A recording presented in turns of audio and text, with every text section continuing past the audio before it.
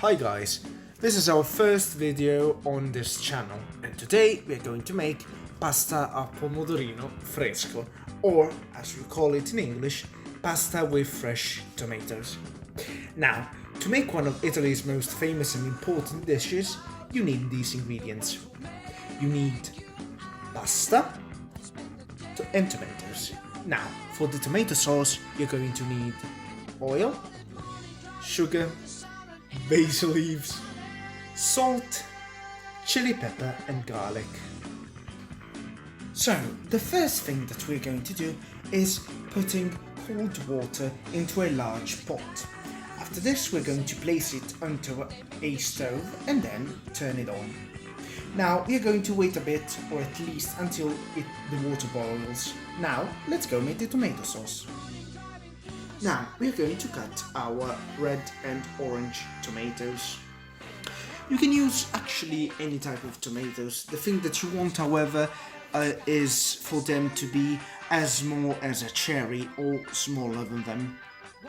Thinking about it, you can also use bigger ones, however you have to dice them into really small pieces if you want a, good result.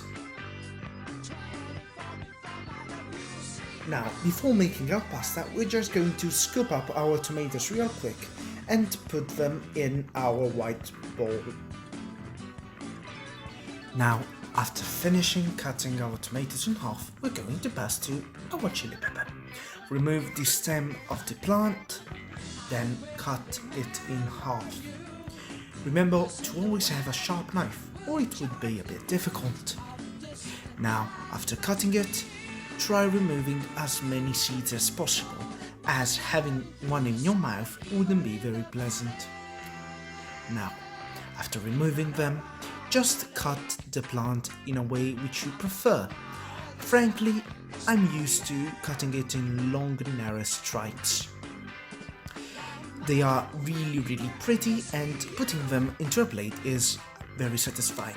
If you can't cut them like this, you can just put it in the pan and remove it later. So, now into our pan we're going to make our tomato sauce. First, put in some oil. Then, pick up your garlic, put it down and smack it real hard. Then put it into the pan and fry it off. You'll have to wait a bit, and after it is turned golden brown, you can just remove it. Now that our garlic is golden brown, we'll just have to put our chili pepper. This will give a lot of flavor to the dish. And after this, you can just remove your garlic. Remember to not overdo on the pepper, or it wouldn't be very pleasant. Now that our oil has taken all of the flavors from the chili pepper and garlic, we can put our tomatoes. Now listen.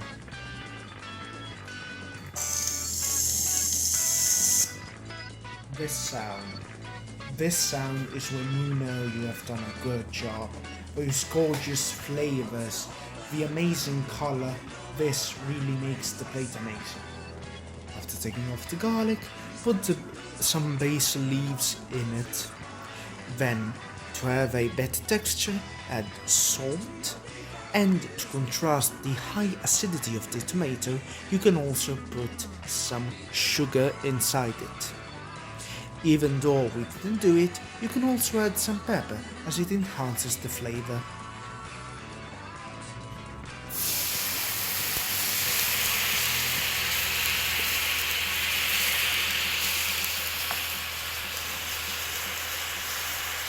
Now, to cook our pasta, put into boiling water a lot of salt, since you're going to be needing it, as the sauce isn't very salty by itself. Oh, look at it, magnificent. If the sauce is too dry, remember to add some pasta water and also a basil leaf. It is time to drain the pasta. Now, put it bit by bit into our beautiful sauce. Remember to get every ounce of pasta outside of the pot, because if you miss any, it will turn into a gluey mess and it won't taste as good. After putting all of it in, remember to mix it well. And if you want to be fancy, well, you can do just as I did in this scene.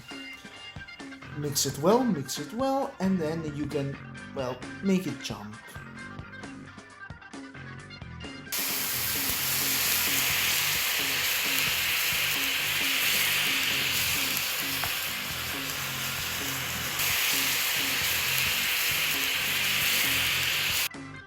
Now, if you want a bit more flavor and texture, you can also add some olive oil at the end, as emulsionating it with the rest of the sauce will add a nice, beautiful, thick layer of cream on it.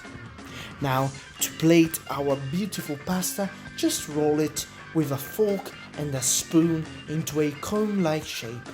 Now, I may not be the best at plating, but with time, I may be able to do a better job. Ah yes, I finally made it. Now, as a final decoration, just put on the pasta a leaf of basil.